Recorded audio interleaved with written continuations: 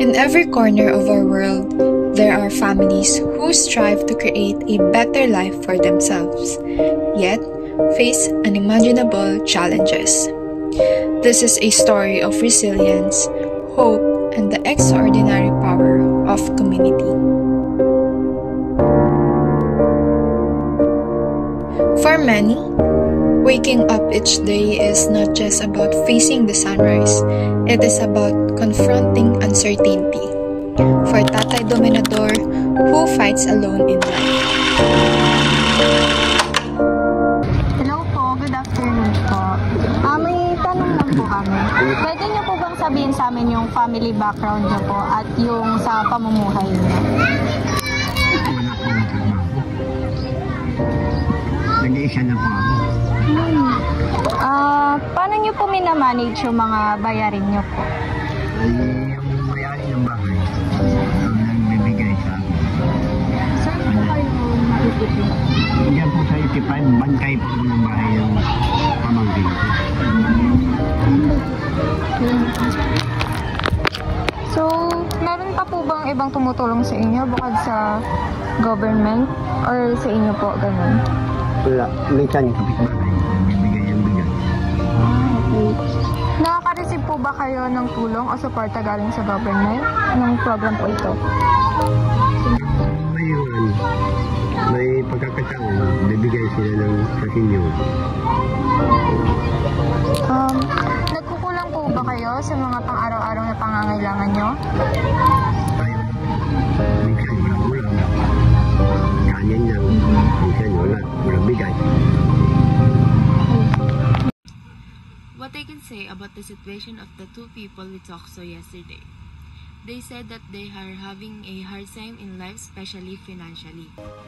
That's why they're able to save their money so that they can only eat for one day. They said that they only get food sometimes when their neighbor gives them because they don't have any source of money like jobs and they don't have received government assistance either.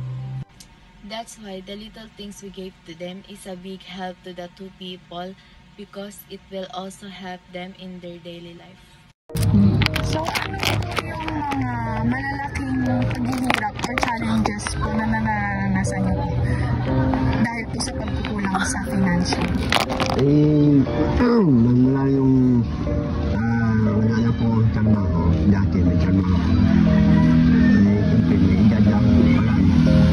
Humigil na, wala akong pagkita. So, balik po dati may work po kayo na tumutulong po para mabuhay niyo po yung sarili niyo. Okay, so that's it.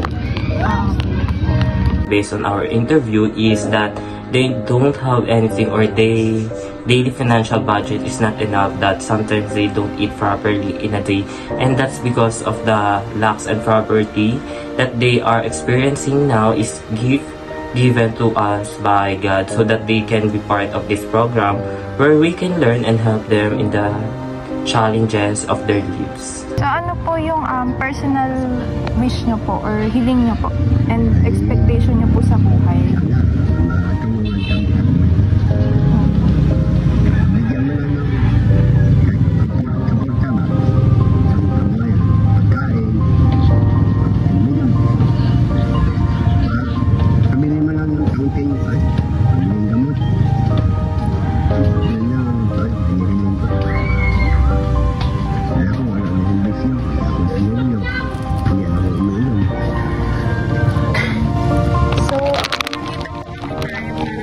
Magbigay po ng kahit konting tulong po sa inyo para po sa pang-araw-araw niyo po na ito po yung bibigyan po namin.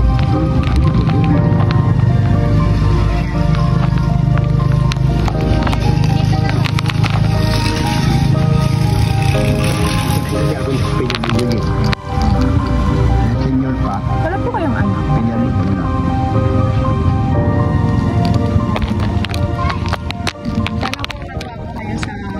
Regalo po na pinrovide po namin sa inyo.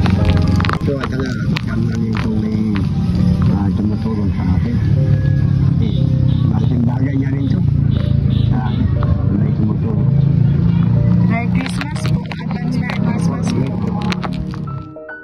Nanay Delia experienced a stroke. In an instant, their world changed. Tate Joselito, once confident and strong, now found himself stepping into uncharted territory, asking and seeking for help, struggling to manage the weight of fear and uncertainty. Yet, through thick and thin, they continued their journey. Two hearts intertwined, reminding us that love isn't just about sharing good days. It is about holding on no matter how tough the road ahead may seem. Hello po, magandang hapon po. Ma'am, pwede ko lang po kayo ma-interview. Pwede ko rin po matanong po yung mga pangalan niyo po. Hindi po yung makapagsalita, ma'am. Sige, kailan Ito po yung asawa ko, ma'am. Opo. Ang pangalan niya, Delia Solis. Ako naman, Joselito. Ayun po. Pwede niyo po bang sabihin sa amin yung background po ng pamilya niyo, tsaka po yung situation po ng pamumuhay niyo po? Ma'am, sa amin naman ganitong sitwasyon namin. Simula nagkaroon kami ng bahay dito, na benta po namin yung bahay namin gawa ng kapos pagbayad sa ospital. Kaya ito po, dito kami nakatira ngayon sa tabi ng ilog. Kaya sa sistema po namin, pakita nyo ganito. Dalawa lang po ba kayo dito sa bahay po? Dalawa lang po kami. Nakaka-receive po ba kayo ng government assistance? Bihir lang po maka-receive po pagka may pumupunta pa rito mga babae minsan katulad sa HOA. Tatawagin po kung magbibigyan ng bigas. Ayun po. Tapos may sardinas. Pag walang-wala ako kami makain, ako po pupunta sa kanila.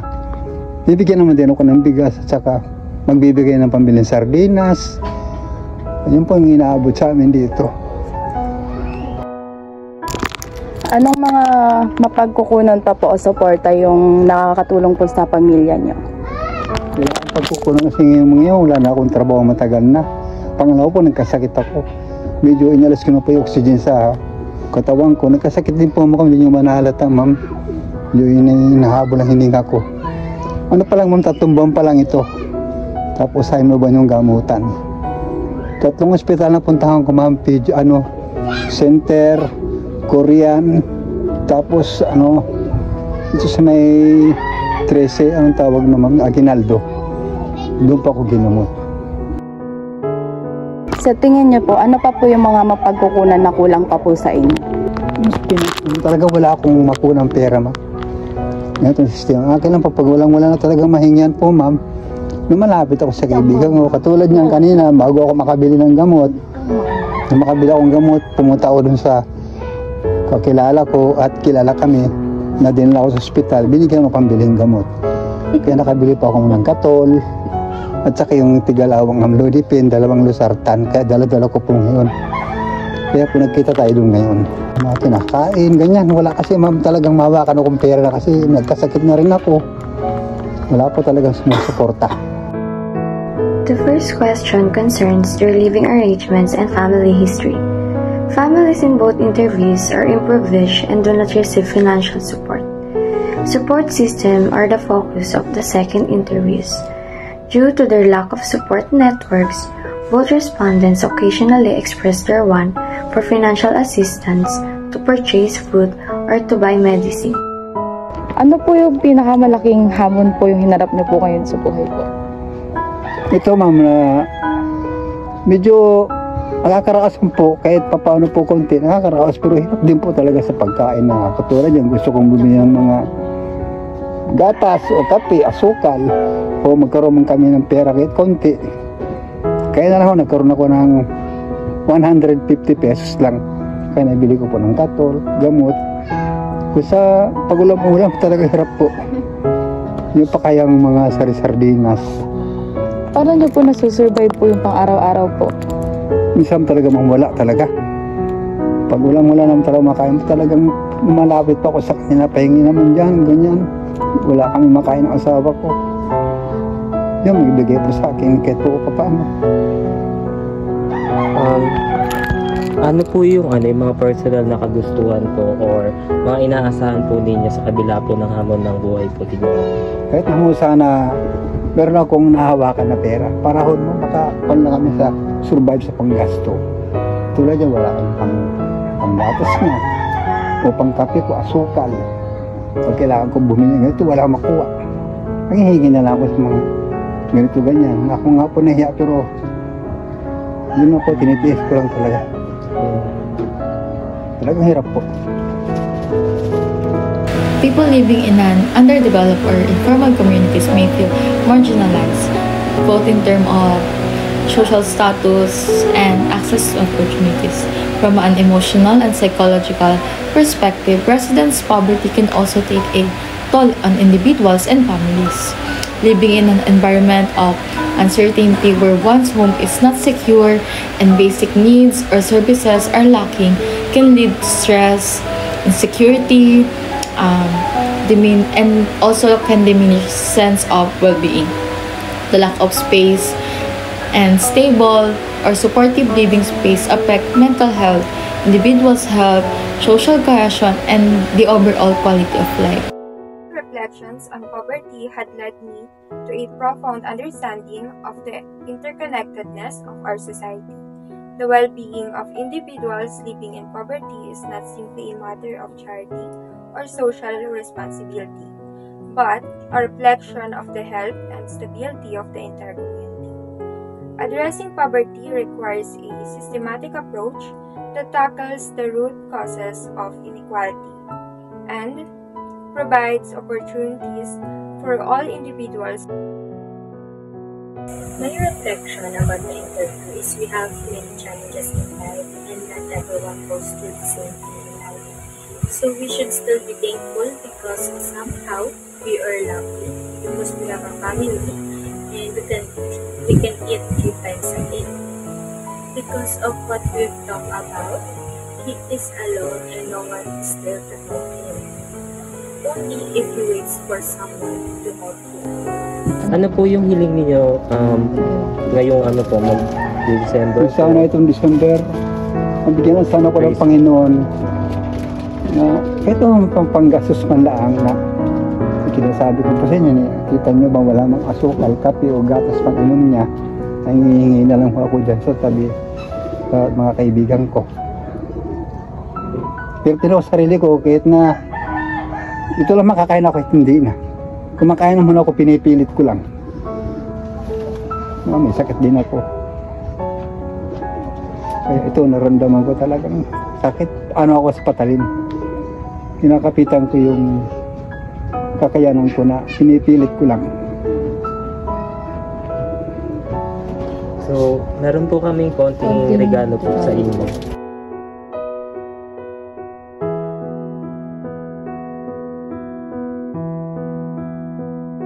Ay, salamat sa Diyos. Thank you. God bless po sa inyo. Konti lang pero sana po makatulong po sa inyo. Opo, malaking halaga na po ito ma'am na meron ito, may tinapay. Ay, natutuwa po ako. Ikaw mama, makakain kang masipit. Tulad yan, sabi ko nga wala tayong pambili mo ng gatas o kape. Kumain ka ng prutas, igagalit ko siya. Bakit yan ang prutas ang... Eh, binigay lang po yan kanina eh. Nung nagbigay sa akin ng pera. Yan, binigay. Ayaw naman niya kainin merinda. Yung gusto niyo kung talaga, kape gatas. Kaya umalis po ako, bumili ako ng ganito.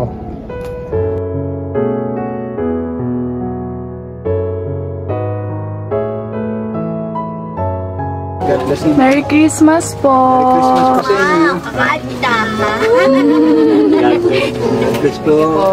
I experienced an entirely different kind of enjoyment yesterday after we helped 2 people, and I was delighted to see the charming smile on their faces considering how little we have done, yet it is far too much for them. And one of the most remarkable things that happened yesterday was when Tatay noticed the loaf of bread we gave him, and I could tell by the look in his eyes that he was really happy about it, which is perhaps common for us but extremely important to him. It just demonstrates that we take for granted the majority of the things we experience and obtain, and I learned from this to be grateful and content with all I have, no matter how big or tiny it is. Furthermore, I will always remember and be grateful that I was able to help those in need, even in a small way. It was an experience that will never be forgotten, and I made a self-promise to continue doing this and assist additional families and individuals once I am financially secure. And by helping those in need, we uphold the principles of empathy, accountability, and solidarity that form the foundation of flourishing society. Therefore, I hope this will also inspire other people to lend a hand, and even in tiny ways. During our community immersion, we encountered two fathers whose stories left an indelible mark on me. Though their experiences were starkly different, they both embodied the raw resilience and complexity of human survival. Tatay Dominador fought alone in life, carrying the weight of his burdens in isolation, while Tatay Joselito struggled within the boundaries of a challenging situation, balancing his role as a caregiver for his stroke-affected wife and seeking for survival. Tatay Dominador was a man who, for the most part, faced life's battles alone. His journey was marked by solitude, having endured losses and setbacks that left him disconnected from support networks. In his quiet demeanor, there was an overwhelming sense of determination, yet it was clear that his struggle was immense. He had no partner to lean on, no extended family to guide him, and as a result, he had learned to cope with life's difficulties through sheer endurance. Tatay Joselito, while equally difficult, told a different story, one of love and sacrifices. He was a man whose life had been reshaped by the stroke of his wife. As a caregiver, he had to adapt to new realities, juggling the needs of his wife. His days were filled with responsibilities that were both physical and emotional. Yet, despite the strain, there was a profound sense of commitment in his actions. He was not fighting alone, but rather surviving within the confines of a deeply interconnected life. His resilience was rooted in a quiet, unwavering love for his wife, even when challenges seemed insurmountable. These two fathers highlighted the multifaceted nature of survival. Tatay Dominador demonstrated the strength of an individual who, out of necessity, had learned to navigate life's hardships on his own. Tatay Joselito, on the other hand, illustrated that survival does not always mean fighting in isolation. Reflecting on this, I realized that both paths of isolation and interdependence carry their own forms of strength. The father who fights alone shows the raw power of self-reliance and endurance, while the father who survives with a family reveals the quieter, more tender strength that comes from sacrifice, love, and shared responsibility. Together, their stories reveal that strength is not always about standing alone, but also about knowing when to lean on others, when to give, and when to receive. This immersion experience has deepened my understanding of community and survival. Each individual story, like Tatay Dominador and Tatay Joselito, shapes the fabric of our community. The lesson for me is very clear. No one should face life's challenges in isolation, and the strength of a community lies in its ability to lift up those who are struggling. In our world, hope is a powerful force. Together, we can transform lives. Together, we can create stories of triumph over adversity.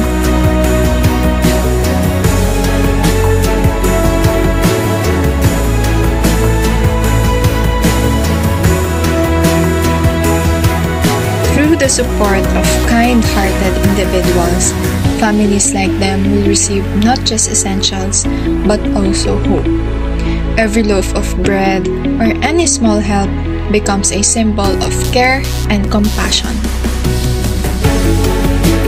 Let's open our heart and hands to lend the support that can change families like Tatay Dominador and Tatay Joselito for the better.